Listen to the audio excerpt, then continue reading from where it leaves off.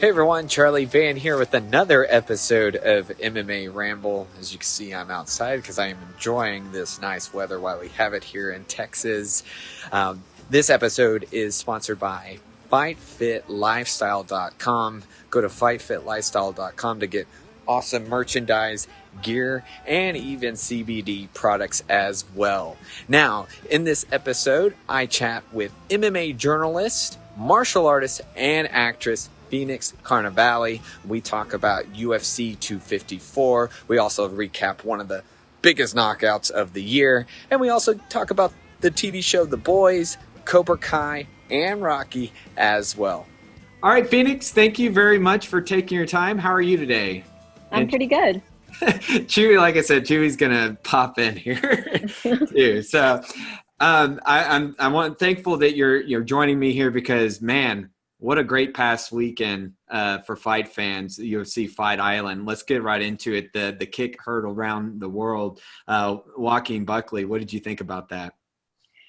I was doing something for MMA fighting this week, and the question was it the greatest kick of all time? And I say that things have to go in categories. I'm a bit nerdy, right? Like, was it instrumental to something happening to that particular division? Was it a title fight? No. So it doesn't work in that perspective. It's you can't judge it against punches because that's a different thing too. But as far as athleticism and something that we haven't seen before in MMA, because we see it in Taekwondo all the time, yes, it definitely is high up there in one of the most greatest, most dynamic, fun knockouts we've ever seen. Well, it's definitely a good way to kick off the year.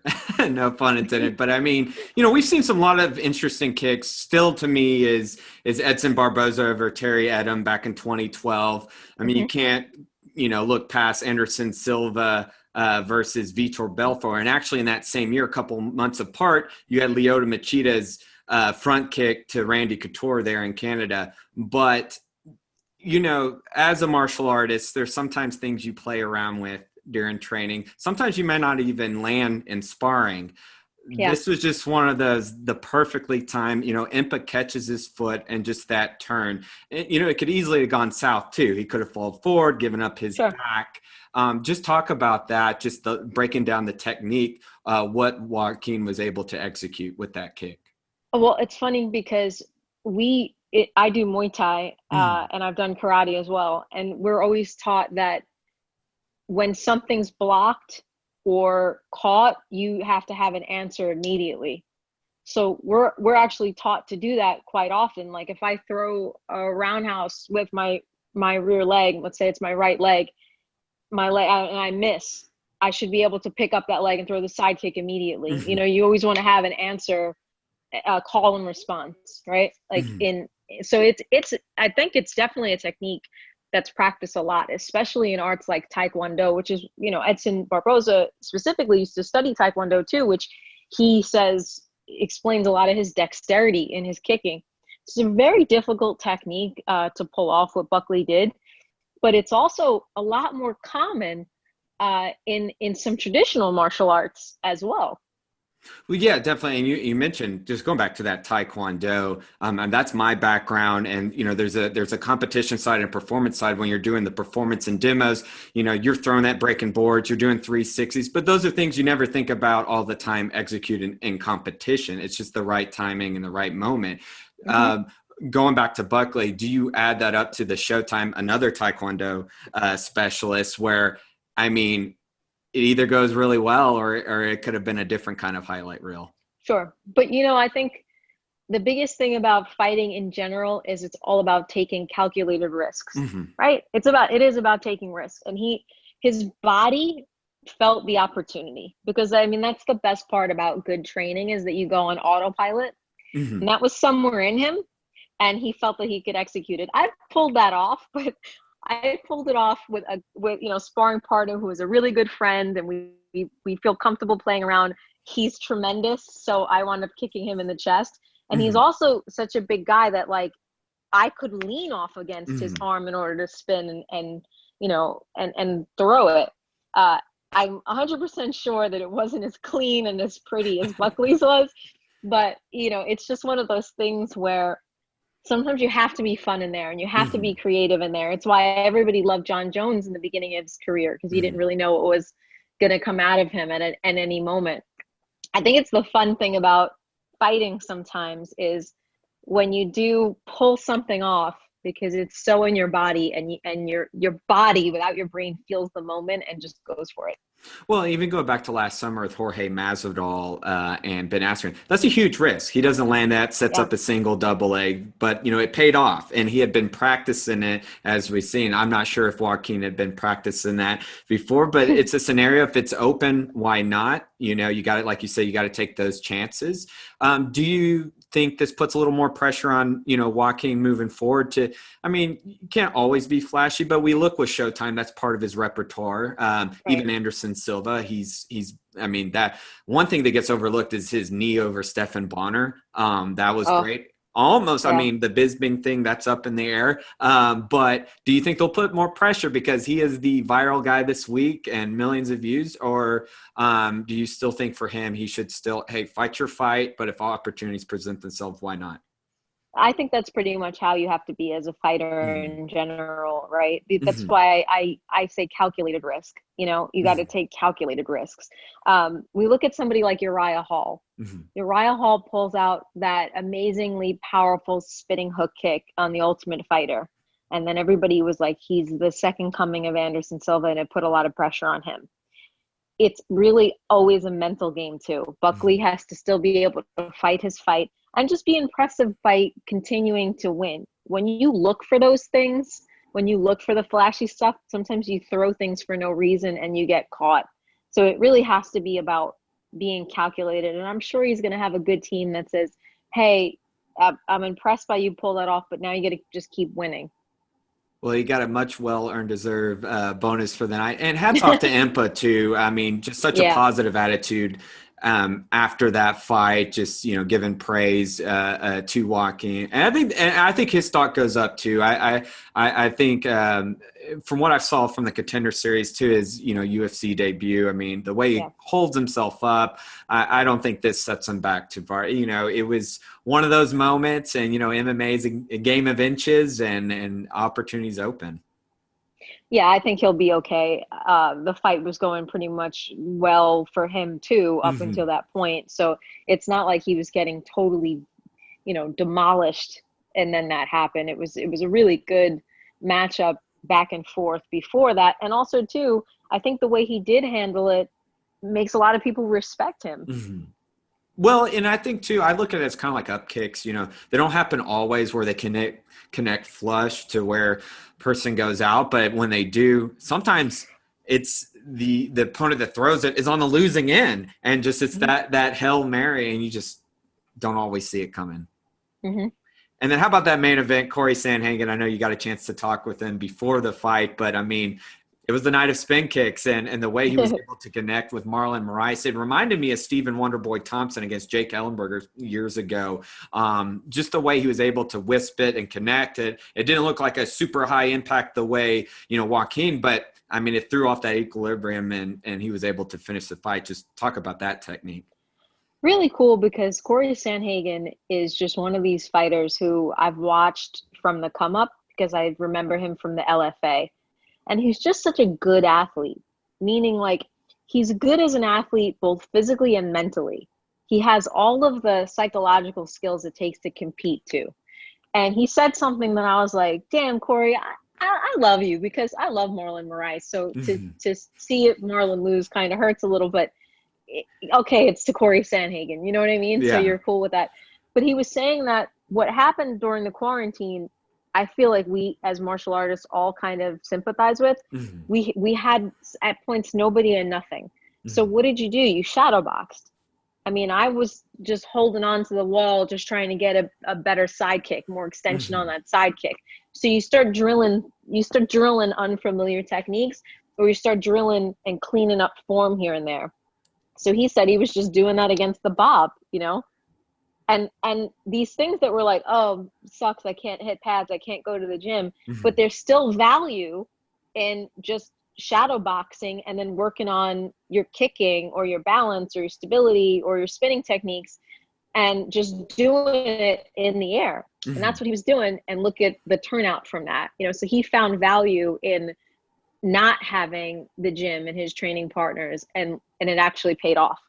Well, and it's definitely now he's set himself, I think, as an alternate. It's official now. We can say it, Peter Yan versus Aljamain Sterling. You would have to think he might be right there as an alternate. Of course, he's interested in TJ Dillashaw or Frankie Edgar. Of course, TJ is probably going to be sometime next year before he's coming back. Frankie, though, is there, and I mean, maybe they can make that fight by the end of the year. I mean, what do you think about Corey's next step? Because that's definitely a statement. I think what happens is he was already supposed to fight Frankie, and then Frankie stepped in and that fight got canceled. So that's a possibility of them making it again. But I think it's actually a bigger fight for him to fight TJ, because when TJ comes back, there's people who love TJ, there's people who hate TJ. So there's a big story behind that. You know what I mean? And then TJ was very dominant when he was around. So for him to beat a former champion in TJ, that might be a bigger fight for him. Not saying that it's not big to fight Frankie Edgar, but it just, either one of those matchups are fights that I don't think fans would complain about. Yeah, and especially when I look at TJ and Corey, I see somewhat of a mirror image, both very elusive on their feet. I would maybe slightly give TJ a little bit on the striking, although I think Corey's a better boxer, longer. Yeah. But I mean, wrestling pedigree, grappling pedigree. I mean, that is like in a quick way for TJ to get back into those, erase what he's been going through. If he can beat a guy, especially stop a guy like Corey, that puts him quick. Yeah. And for Corey to beat, I mean, there's no real yet blemish on that bantamweight title. So he was the bantamweight champion. Yes, he had to vacate, but still he was the bantamweight champion. So you're facing the former champion. That's huge. That never lost that belt. So there's an interesting storyline there with Corey and TJ. I think that's the right fight to make. If they don't need Corey to step in last minute for Yan and Sterling, but I think they would do that if something happens. It's crazy times this year, so I wouldn't mind to see Yan versus Sanhagen as well. No, but I just think Aljo deserves it. And, definitely. And we just want to see it to happen for him. He's been just like such a team player. He doesn't really complain, but he was just saying, hey, I've done what I need to do to get there. Oh, definitely. And just going back to his fight with Corey, I mean, what a statement there. And I'm interested to see what happens if he can get a hold of Yan. And I love watching Sterling strike as well. He's come a long way, especially against that Pedro Munoz fight. But styles make fights, and it'll be interesting to see if Sterling can get Yan down. And if he gets his back, I mean, it's not an easy guy to get off your back, as you can see, especially with Corey's grappling, pedigree as well, and being able to choke him out the way he did. Yeah. And now impressive. Let's move forward. Another fight. We were talking about grapplers. Bryant Ortega, Korean Zombie, finally going to happen. I'm excited. What do you think's going to go down? I honestly don't. I really believe 50-50 here. Like, this is one of those fights where anything can happen, and we haven't seen Ortega in 2 years, so we don't know the type of Ortega we're going to see. He was already a fantastic grappler. We knew that. I remember it from the LFA. There's been a lot of changes for him, both physically and mentally, coming in. Korean Zombie, you can literally never count out, hence the zombie thing. It's like impossible to kill, except if you're Yair Rodriguez. But it's a 50-50 thing. Like, if I had money to bet, which I don't, I would just like bet both ways and see what comes out of it. I'm happy that Ortega's back. I'm happy Ortega's back. I think he's such a good person, and it's just good to see him thriving. And I'm hoping for, no matter what happens this weekend, that he doesn't get injured and then he stays in the mix. Definitely. And, looking at both, Korean Zombie was out for 2 years, but it was military service. So he's staying Yeah. active.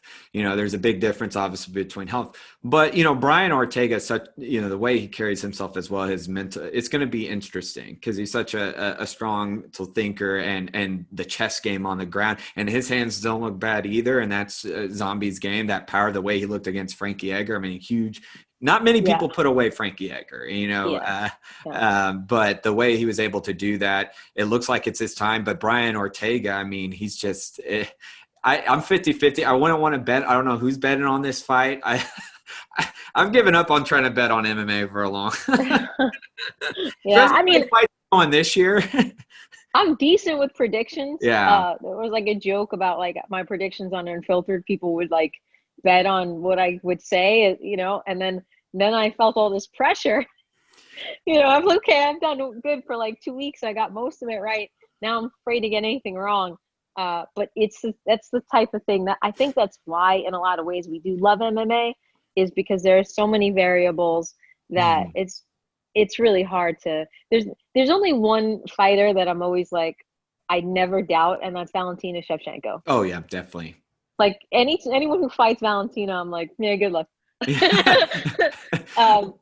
But you know, it's really hard to say.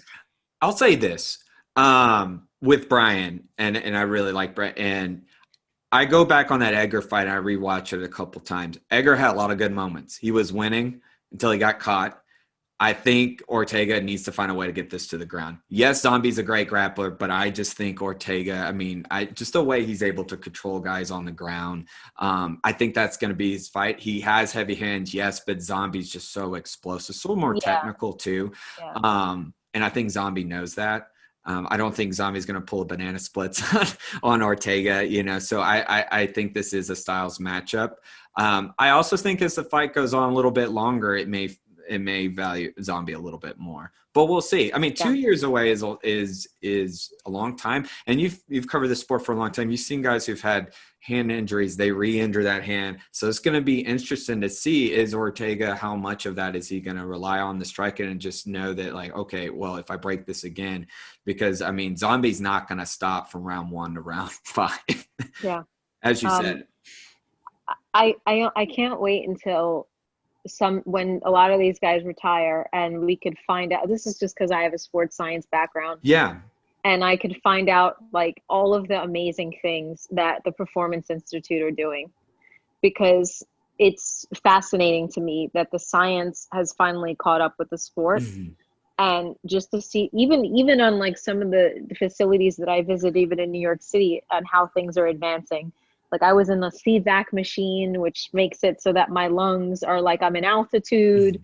I've tried like all of these different types of just recovery things, and ultra light, red light, saunas. Like there's like all these amazing things that we use for recovery. So I can only imagine what the Performance Institute has and what they're doing for these athletes now. I mean, getting the meals down to the very specific micros that you need. I just had a test done, not by the PI. Like I wish I worked for the PI or with the PI. Mm-hmm. They took a piece of my hair and sampled it to tell me everything that I'm allergic to. Oh, wow. You know, so like science now has gotten so good at helping athletes that it could be a possibility that they do perform really well even after these major injuries. I mean, you are human. There's only so many things you can do without things that are illegal. But he said that he had a really amazing experience with the strength and conditioning. So I don't know, you know. Well, I may need that hair test because here in North Texas, allergies, I feel like I'm allergic to everything. Well, going actually even back to your sports science background, when you're watching a fight, how much are you dissecting based on the movement, injury, and all of it together? It's almost like I almost have to watch things twice. Mm-hmm. There are times where I just want to watch it as a fan and shut my brain off and just kind of like enjoy the fight and not think too much. And then there's times where I'm kind of looking at somebody's movement. Like Dominic Cruz had severe plantar fasciitis, right? Mm-hmm. And I'm looking at how much he pushes off his calves. And I'm like, of course he has plantar fasciitis. He needs better hip extension. He needs more glute work so that his hip extends more, so his calves aren't overworked. I don't know if he has super tight ankle mobility. Mm-hmm. Like I can't there's certain things you can't derive just from looking just at the fight, but there are things that you can kind of figure out based off like a corrective exercise specialist certification that kind of looks at what's tight and what's weak and where there's like reciprocal inhibition in a muscle. But that's really annoying to do when you're watching a fight. So it really just depends, you know. Sometimes I'll dissect it. I'll be like, okay, so I'll give you an example. My coach, Phil Nurse, worked with George St. Pierre for many, many years. George pulled his groin against Jake. And I said, Phil, be careful, because once you have a groin tear, your knee is next. And he was like, okay, you know, he still listens to me about stuff, but it was just something came up in conversation, and then that was the end of it. And then I don't know if it was 6 months later or a year later that George had an ACL tear. Yeah. So, and it's not that it didn't happen in training, it did, but when the area is already compromised, the next, you know, the kinetic chain, the next thing is set up for an injury. You know what I'm saying? So there are times where I do think of things like that, but there are other times where I'm like, yeah, the PI is so much more advanced than me. So I'm just going to shut up and just watch the fight. Well, that is interesting that you saw that connection there, just for people watching this and wanting to know that, like from the torn groin down to the knee. I mean, just real quick, just talk about the physiology there and why that could lead to that. Well, so really simply, there's protagonists and antagonists, and then stabilizer muscles, and then there's like assistant muscles. And whenever you do something, one thing will lengthen as something else contracts. So for example, like if I make a bicep, this muscle is the contracting muscle, but this is the tricep is the lengthening muscle, right? So when I contract my tricep, my bicep lengthens. So muscles are always kind of playing that way, like a marionette puppet. So for example, if like my glutes are weak when I extend my hip to run, something has to take over. So a secondary muscle will take over. That's not supposed to be the prime mover, but it's got to take over, because your body's not going to go, nah. It'll go, okay, we got to get it done. So we'll get it done the best way that we can. So instead of the glutes doing the hip extending, the hamstrings will do the hip extending. So then when I go to run, if the glutes aren't extending and the calves are super tight, what's next is that the hamstring takes over, and if it can't do it the way it needs to, or it's explosive, hamstring strain or tear, you know? So everybody watching this is freaking out right now. Oh my God, am my glutes weak? Am I this? Am I that? Yeah. Why it's important to cross train and strength train and focus on releasing what's tight. So like, let's say I can't extend my hip. Why wouldn't I be able to extend my hip? Maybe my hip flexors, you know what I'm saying? So this is why you have so many people who work in sports who are there to help you and to work on these imbalances, so that if you are not an athlete like an MMA fighter or somebody who has to do explosive movements, puts a lot of demands on their body, you've got somebody to help you, stretch you out, tell you what's strong, what's weak, and work on that type of conditioning. Now, if you don't have, let's just say for the everyday person that loves to work out, loves to go run, whatever, what is your suggestion on like, warming up preparation if you don't have someone there to kind of help you with that extra step and getting stretched and making sure none of those injuries occur? I think it's really valuable to listen to your body. And I'm a complete hypocrite, everyone. I am too. I don't listen at all as well as I should. If it hurts or if it feels tight, don't ignore it. Don't ignore it. If it feels tight, try to stretch it out. If that's not working, so for example, like sometimes your hamstrings can feel tight, but they're overstretched because your hip flexors or whatever. Just try to make sure that you have a balanced program, that you're drinking enough water, because dehydration is a big thing that people don't realize. It actually causes more muscle tightness and hunger and fatigue than you realize. Hydration is actually a big thing. Make sure that you're adding stretching and mobility into your programs. I mean, I have so many friends that lift weights. Like, I'm like, what do you do to warm up? I just lift. I just lift it. I'm like, what? You just want to... do you do anything? Do you get on the treadmill for 5 minutes? What do you need? Mobility? Like nothing. So make sure that you're doing a proper warm up. And if you feel something or you feel fatigued, sometimes give yourself a break. You know, it's kind of okay to take an Epsom salt bath and chill out and make sure that you get an extra hour of sleep on times where you're just not feeling it. I mean, these are all signs that your body is giving you that something's wrong. Mm-hmm. Well, and you see a lot about like, fighters, athletes in general, just overtraining too, and not really having that break. How much rest do you think somebody should have? Because that could be always the toughest thing is sleep, not getting enough sleep. I mean, they say the generalization is 7 hours. I believe that to be true. Some people do actually need less sleep than others. That is a big factor, but sometimes it's not just about the hours that you sleep, but it's about the quality of sleep that you're actually getting. There are a lot of apps that will help you with that too, but you can kind of tell if you had a good or a bad night's sleep. My biggest thing was I used to have just way too much electronics in the bedroom, and the light would still get to you sometimes.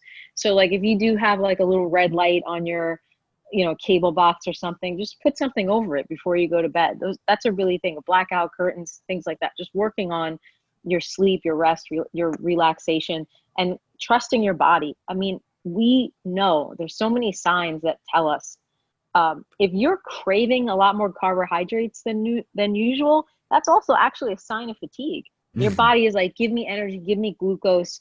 There are many signs of fatigue. A lot of sports have cycles, mesocycles, macro cycles. They have, you're in season, you're off season. Unfortunately, martial arts doesn't have that.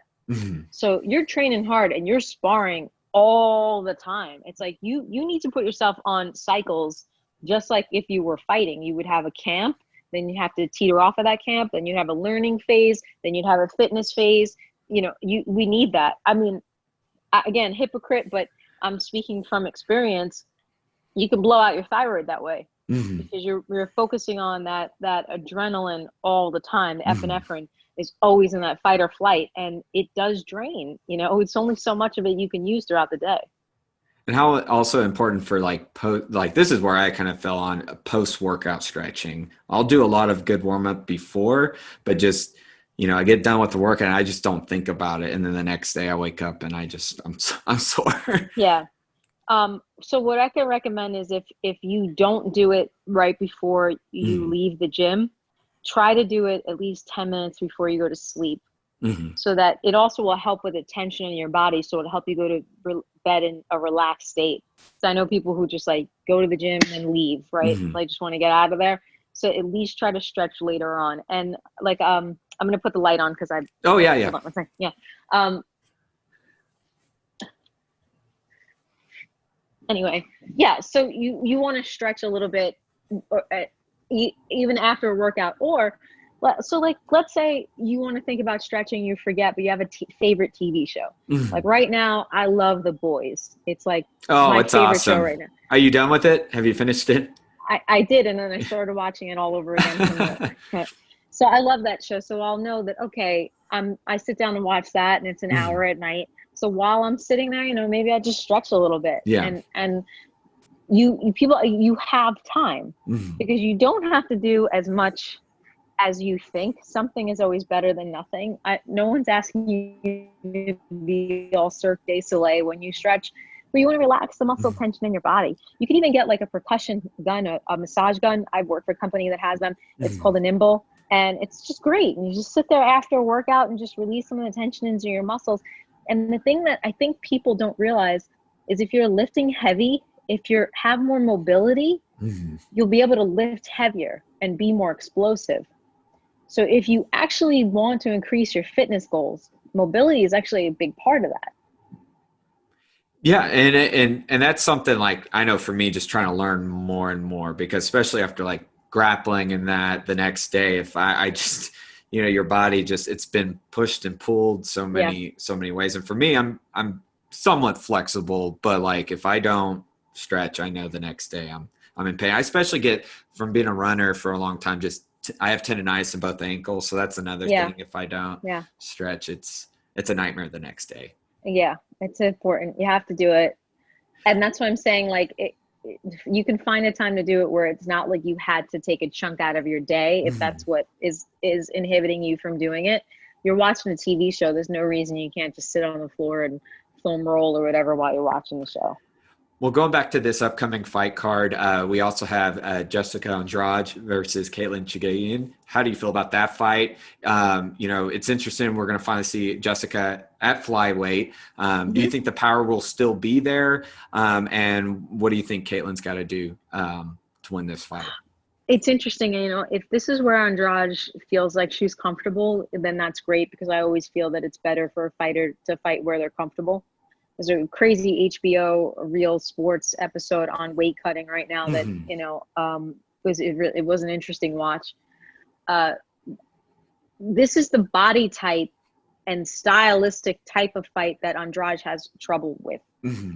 Caitlyn likes to fight long. She likes to fight rangy.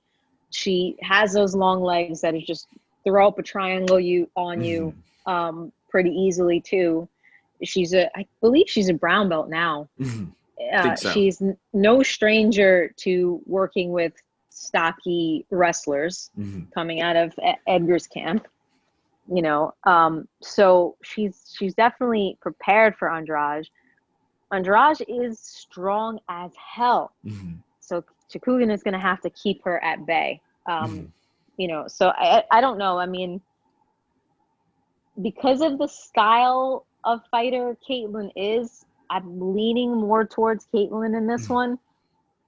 But if Jessica gets a hold of you, we saw in that first around. Rose fight. I mean, on points, Rose was winning. And that slam, I mean, she's only one slam away. But she's also, we saw with Carolina, she also has the knockout power too. So it only takes the one.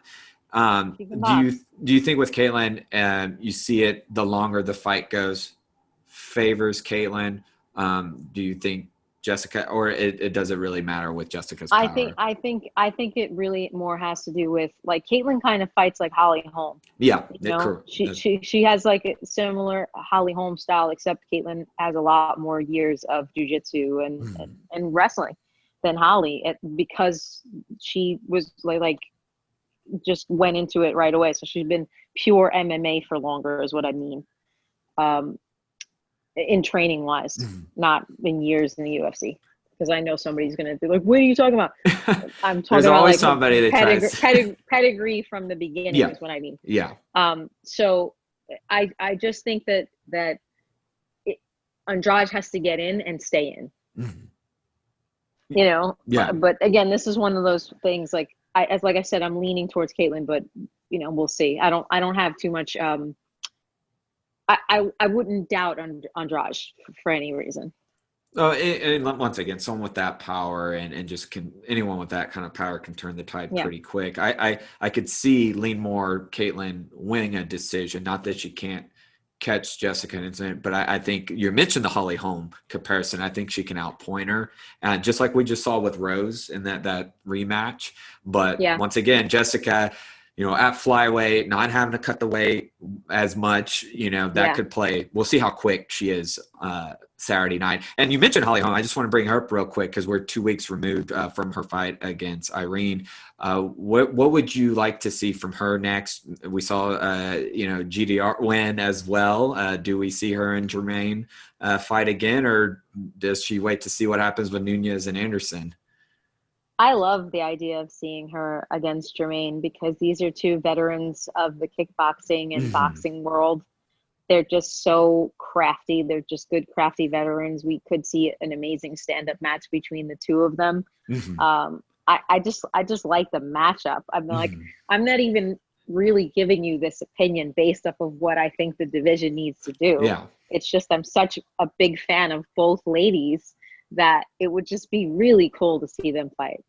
Well, and also their last fight for that featherweight title, there's many who thought Holly won it, and there was also that kind of, I can't remember which round, if it was controversy. There's controversy that late, was it round 2 or 3 hit? So it's definitely one to see back again. Right, because it's like you hit her after the bell, and it just felt like it wasn't like a fair situation. So I would just like to see it again, Yeah, and it makes sense because, looking at Nunez Anderson, depending on how that goes, I'm sure there's going to be still a little bit of a gap going into next year before you even see another bantamweight title fight. So this kind of, Right. whether that fight, if it happens between her and Jermaine, can happen in the year or early next year, it gives a little more time to build up. Going back to Irene, I think she'll bounce back as well, but she definitely was a prospect that was right there. There was somebody Right. for a possible Right. is. But I mean, Holly is, she's so experienced, so great, and it's just hard to. It's her and Amanda right there. I feel. Yeah, I agree. I think Holly came out with a little bit of like a vengeance, Mm-hmm. let you know who she is, that she's not going to be a gatekeeper. And it was kind of cool to see that fire in Holly and that passion in Holly. She was using that. I mean, the last 30 seconds of that fight, it was like, it was like Arlene did something to her boyfriend or something like that. Yeah. She like went after her. So it was a fun fight, and I don't think anybody complains about seeing Holly in the division still doing her thing. Well, and she's evolved so much too. That wrestling, the takedowns in that Yeah, fight, and the control, and yeah, you saw it even with the Megan Anderson fight between her two. I mean, so she's evolving, and she's always one knockout away. We saw against yeah. Betchkaya several years ago. Away, she's just so technical. Her and Steven Thompson. I mean, they're never out of the mix. They're always right there because of that. Even though we're in a world where a lot of people love to see knockouts and that, it's about just having a dominant performance. And she's Right. a puzzle, just like Steven. And that is hard to get around. And if you want to be the person to get that title shot, you got to beat someone like Holly. You got to crack that puzzle. And here's the thing, even with Amanda, and this is not taking away that shine from that knockout, but Holly had some moments in that fight right before that kick. And if she doesn't land that kick, I mean, Holly's one of those that can keep that pace going. And just like you mentioned, Valentina, Yeah. you just don't know. But I'm excited to see what they do with Holly next. Yeah, if her name's on the card, I Yeah. watch it. Well, next weekend is huge because I'm excited. I want to get your opinions. Habib and Justin Gaethje. I mean, I can't wait. as many. This is another 50-50. It's hard to, of course, a lot of people say it's hard to bet against Habib, but if there's an opponent in front of you that is as durable as they come, but as powerful as come, it's Justin Gaethje.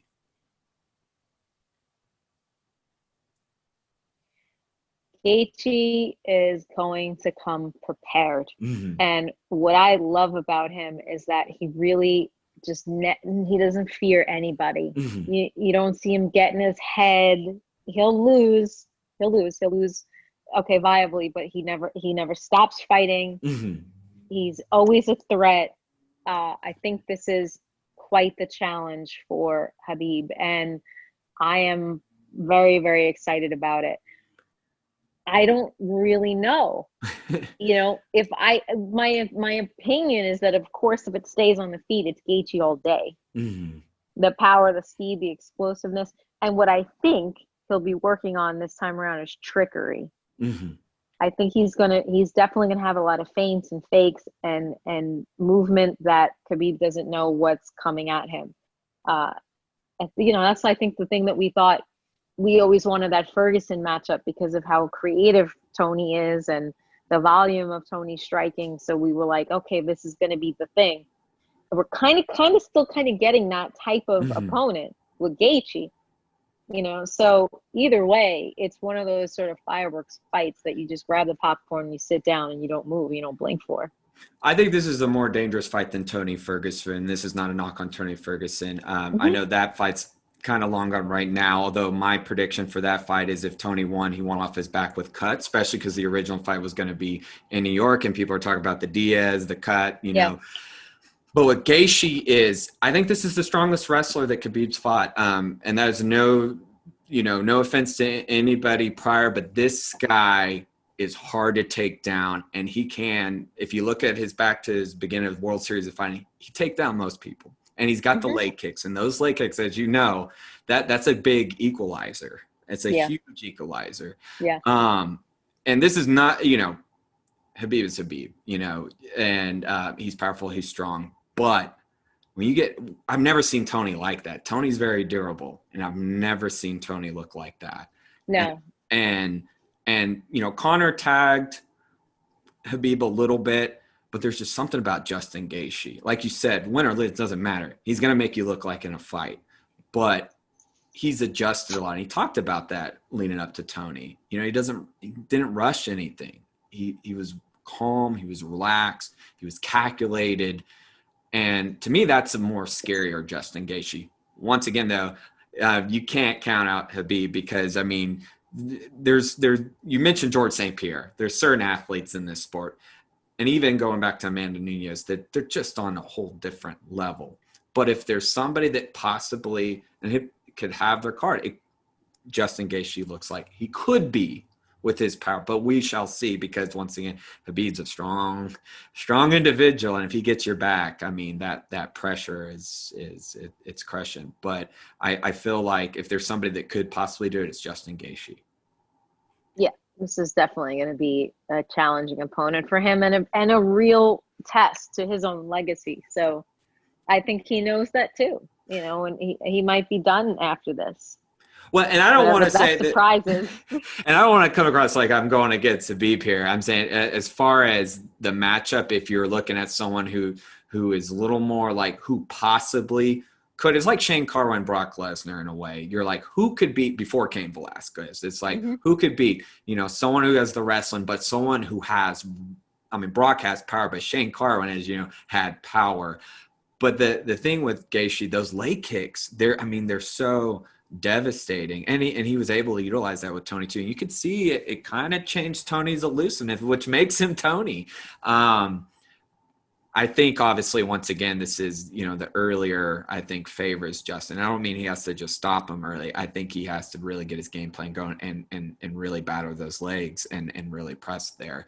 And if he could, I'll say the big thing is if he can avoid a couple takedowns, that's going to be a huge victory no matter what. And then the psychological, we'll see.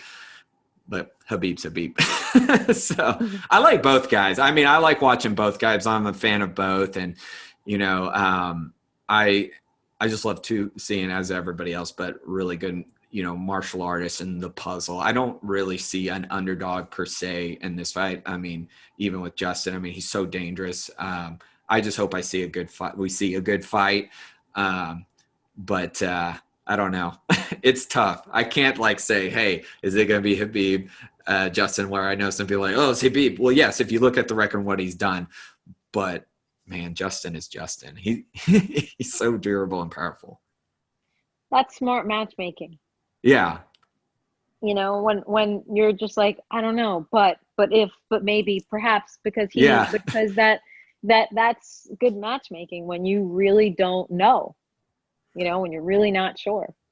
Well, and Khabib was in an interview recently talking about that, and it could be anybody's day. That's the sport, we mentioned Holly. Look at Ronda Rousey for a long time. Invincible, just dominated everybody, who is going to stop her? And then, obviously Holly has a lot of experience. I kind of saw the stylistic challenge there with Holly, but you didn't know. You only knew about Ronda mostly.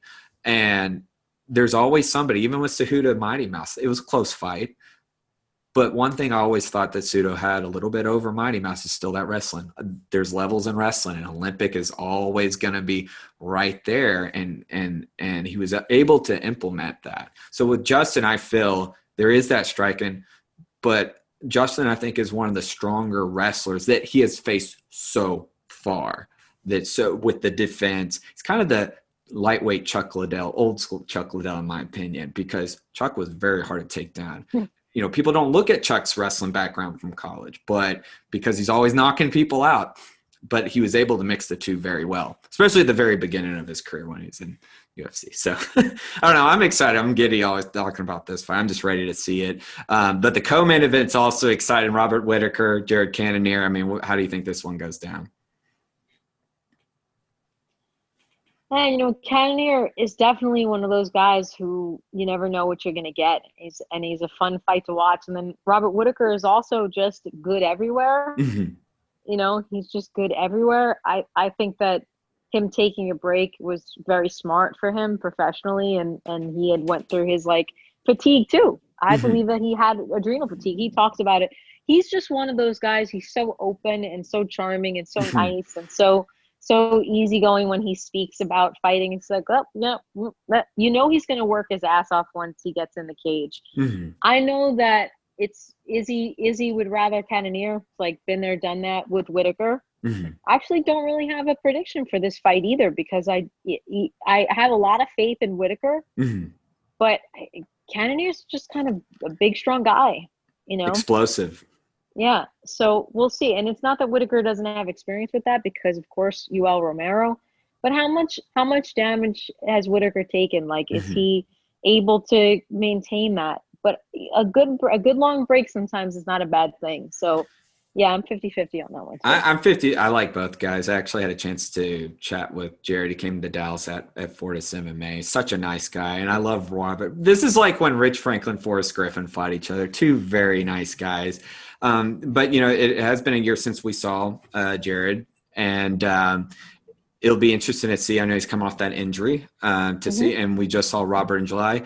But, you know, very taxing fight between him and Till. But I think stylistically, this is a puzzle too. It really could go either or. I'm just interested to see. I think just looking at it, like the first two rounds, if Robert can weather the storm a little bit. Although, I mean, they're only 3 rounds, unfortunately. I would love to see this be a main event because, you know, it'd be interesting. So I definitely think if he can weather that first round storm from Cannonier, he may be able to get his rhythm going. But at the same time, Robert's so crafty, you know, he's been with everybody. You mentioned Yoel twice, you know, and Till. So his experience could play a factor. I think either one definitely will be lined up though for that next title shot. But I can't pick a winner because in my mind, I'm just like Habib and Gaethje. I don't know. You know, I like both guys. I wouldn't be a good gambler. I really wouldn't. People ask my predictions all the time. I don't know. A good fight, the fans win, hopefully. Yeah, right. I don't think it'll be a stalemate, but no, I'm excited to see this fight. I think some sleepers on the card though. We're Stefan Struve tied to Ivasi. I think that's going to be a good fight as well. We also have Cynthia Cavallo versus Lauren Murphy. I think that's going to be, and Walt Harris and Alexander Volkov. Talk about that fight. How do you think that one could play out? From talking to Walt Harris, he's even a little underweight right now. He's really excited to get back out there. I know Volkov wants to have a much more exciting fight this time around, and he's, you know, trying to make his way back up into the division as well. Walt Harris, you know, the fight with Overeem, he learned some valuable lessons about conditioning. Nobody really questioned it though, because of the emotional stress and strain that he was going into before that fight with the, you know, murder of his daughter and things like that. I see Harris just being very athletic and trying to control the fight. He's had a significantly long camp for this as well. It's hard, you know, when you look at Alexander, he's just got like such good heavy hands. He's just such a solid dude. I would put my money on Harris because I just feel like he just needs that redemption story right now.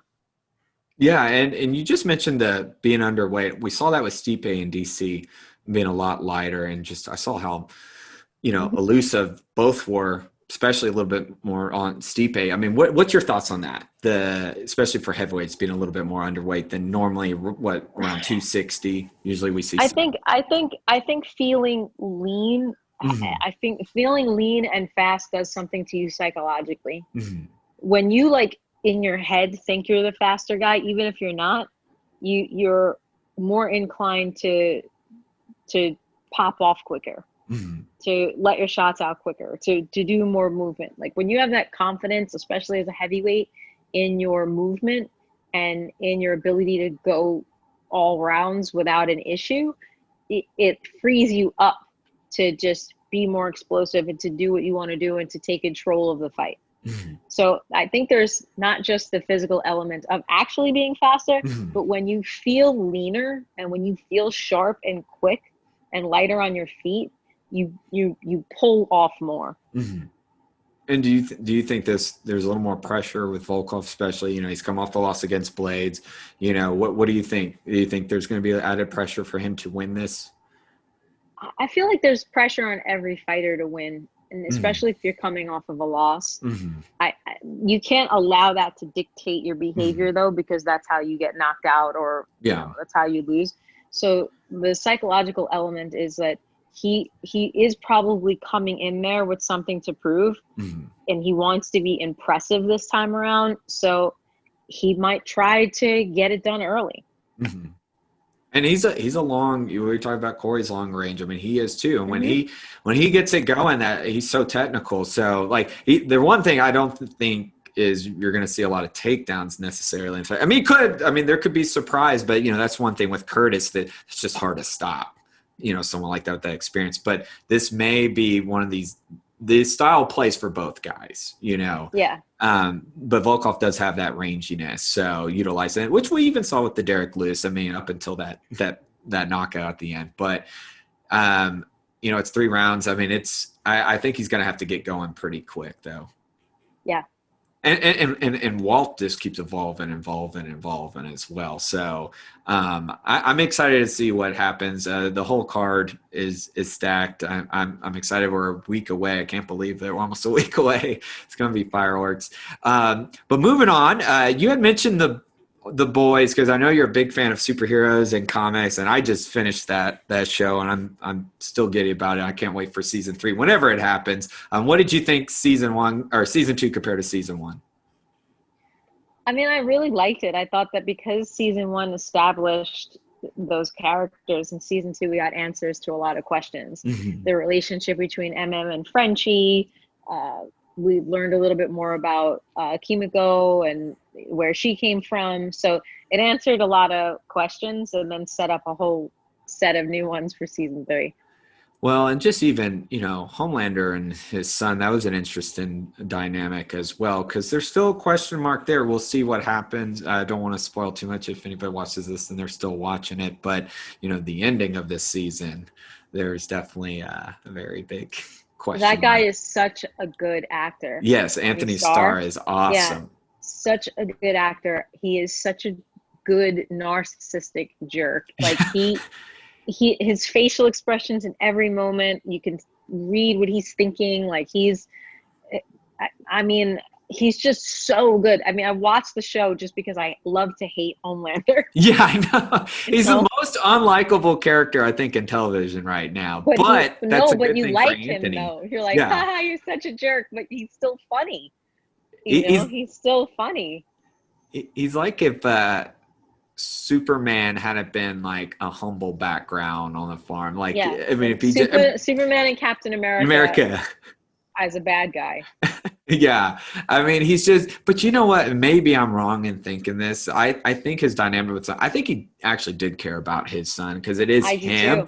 That's the only thing. And I think it's like, and there is some he realizes his upbringing was not great, the way he was raised, and he had nothing.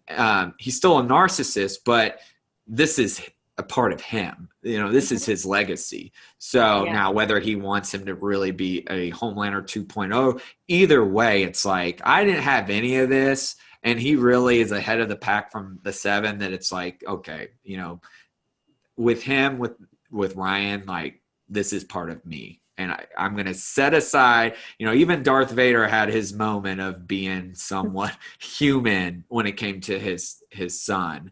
But that's the only part where I was like, okay, like everything else about Homelander, but I can tell there's something authentic that he actually does care about his son. But he's trying to be a dad in a way, in the way that he can be. It was just good writing, just really good writing, and great acting, because you saw those like sensitive human moments when he was having those sincere conversations with the child. And it was like Tony Starr, because I just think he's really good. Well, and then also Stormfront, I mean, talk about a villainess, this season. Also great writing right there. Yeah. The whole series, I mean, I think The Boys, I always recommend it. You have to watch The Boys. Another show you have to watch, Cobra Kai. I just finished season 2. I can't wait for season 3 to come out. I believe it's January, early next year, 2021. I mean, what did you think about Cobra Kai? You know, I actually love the fact that it's corny and knows it's corny and plays off of that. It knows it's corny, you know, and that the martial arts aren't necessarily great. You know, it is what it would look like if Ralph Macchio was your sensei. That's how he'd move, you know, and like all of our neighborhoods where we started our traditional martial arts, it's like that. So it's rooted in that sort of reality, and it plays so much into the old series, the movies, and it's definitely nostalgia, but it's also really good for this upcoming generation. It relates to them, and it might influence kids to get back into karate. You know, that's the style that I started with, and so I have a lot of affections for all those moments, and the idea of the mentoring with the values that come from learning traditional martial arts from Miyagi. And it's just like it's like heartwarming and cheesy at the same time. I really recommend it to everybody, especially my friend Brian. His girlfriend had never seen the original. Oh, and I'm like, you gotta make her watch you gotta watch Karate Kid, the originals. And then I had friends that have kids, and they're like, you know what, before I start Cobra Kai, I'm going to make my kids watch the original Karate Kid. So it's like reestablished this really sentimental film from our childhood into this generation too. And you know, I'm usually not a big fan of remakes, but there's sometimes when they remake an old film where I'm happy about it because a new generation gets to experience it all over again. Well, we just talked about how like it's hard to really like Homelander, but Johnny, who was obviously the antagonist in the first Karate Kid, it's hard not to root for him. I mean, yeah, he's not perfect, he's flawed, but he's trying, and he's definitely separating himself from Kreese. And you see a lot of that in season 2. But it's hard not to root for him. I mean, like I said, he's not perfect, but he's really trying to make a difference, and just his connection with Miguel is, huge there. But even trying with his son Robbie as well. I mean, and I just love seeing a good redemption story. And while it's Danny's Danny, but Johnny, I mean, just his whole complex is great. Yeah, it's great, Joe. Would you have Hilary Swank come back? Maybe a cameo? No, because I don't really even care about the Karate the next Kid Karate 4. Yeah. Like I swear to you, it's the only one I don't really remember. Yeah. And I don't remember. I don't know why. I don't know why it just didn't. I guess because it just kind of seemed left field when it came out from the original series or whatnot. It was like, oh, this is a cash grab. So, but you know what? If they did it, I wouldn't complain. Well, it's kind of like Rocky 5. Rocky 5's not that. You like it? You like Rocky 5? I didn't dislike it, but not a lot of people talk about it like the first 4 as much. That's true. Yeah, but it's not bad. Like I love it's like one more round. I love it. Listen, I love that. That was pretty good. But it's not as talked about like as Rocky 1 through 4. Yeah, it lost a little heart and substance, but I love them all. Yeah. Like I don't even call Creed. Yeah. Like, it's Rocky 7 and 8. Yeah. To me. So I love all of them because I think there's even good moments in Rocky 5 too, even though like it's a little cheese, but I don't care. Oh man, Rocky 3, I always quote the Rocky the beach scene between him and Adrian. It's just I love it. I mean, it's great writing. It's great writing, and man, I really thought Sylvester should have won the Oscar for Creed. I was pulling for him. I mean, I think as far as cinema goes, what his performance in that movie was so powerful. But yeah, I mean, it's tough. Every Rocky movie is great, though. You have to see Rocky. Yeah, it's my favorite film of all time. I like. That is the only person I would get starstruck over. Is Sylvester Stallone because of the Rocky movies, yeah, and maybe Jackie. If I met Jackie Chan, I would freak out a little bit too. Oh yeah, yeah. He seems like a really cool guy, though, Jackie Chan. Yeah, I would love to meet Jackie, but Stallone is like my number one. But I would love to meet Sylvester Stallone. I love Stallone, Arnold. I've never met Jason David Frank. I grew up, of course, Power Rangers is what got me into Taekwondo at a young age. I think a lot of kids back then. I think I would be a little Star Trek for the Green Ranger. And just real quick, because you've been a long time actress as well, do you have any projects coming up? Has like COVID at all like put things on pause for you? COVID's definitely stopped a lot of action. But I did get to shoot a cheesecake commercial for Philadelphia cream cheese in my house, which is on YouTube. Awesome. Like 1 million or so views at this point, but it was pretty fun. My boyfriend's a stunt guy, so it was cool. We got to film it at the house, and a whole production team dropped off equipment because of COVID, and we had to shoot it this way with like a production team on Zoom telling us what to do. But yeah, I'm always looking for projects, and you know, I'm still going after as many roles as I can. I love acting, especially in like comedies or action. So has a lot been like more remote for you right now, or I know some productions are doing a whole pre-COVID kind of setup. Yeah, so I did stand-in work recently, and we have to get COVID tested every day, and you're in the studio on masks except when you're on camera, and so it's been tough. Like most productions have a lot of different ways to deal with the COVID situation, you know. So it's been tough. I mean, the good thing is that most auditions are self-tape, which means, you know, normally you go into a room, you get 2-3 times to get it right. The casting director says thanks, and then you're out, and then you wait. But at least with self-tapes, you can kind of look back and say, okay, well, yeah, let me do it again, or you know. But it turns out usually your first or second take is the best anyway. You start overcooking it after 2 or 3 times, you know, overanalyzing it. But yeah, we're shooting most things at self-tape auditions right now. Well, as far as like being on the set or anything, as far as like contact goes, like how are they coordinating that as far as like touch or anything, or not at all? You gotta be tested, and then you have to be quarantined, and they're limiting the amount of things that they do where there's a lot of touching, you know? So I'm sure that there's a lot of things that they're rewriting so that there's less contact on set, or editing it in certain ways that it looks like there's more contact, but you have to be tested before, and you have to quarantine before. Well, you know, real quick, we mentioned about superheroes of the Batman. It looks like it's going back into production. You know, of course, news broke that, you know, Robert Pattinson did have COVID. It looks like he's good to go. I'm excited for that, what I saw from that trailer, from what we did see from the movie. I mean, what did you think of the Batman? This is kind of a Batman that I've wanted for a really long time. One of the things I've always loved about Batman, besides like the fact that he's somewhat of a ninja, is that he's the world's greatest detective. And I don't think we've been able to capture that in a lot of films. So this seems like it has like a sort of like a 7 David Fincher type of feel to it. And I'm interested to see what they do with it. I liked Ben Affleck. It was just that because of the Marvel films, DC felt the need to make Batman sort of have that comedic stylized thing that Marvel does. And that's not really Batman. There are moments of levity in Batman, but he's not like jokey, you know, the way like a Tony Stark would be. Yeah. So I would like to see this sort of detective, gritty darkness of Gotham, the way that they look like they're portraying it. And it should be fun.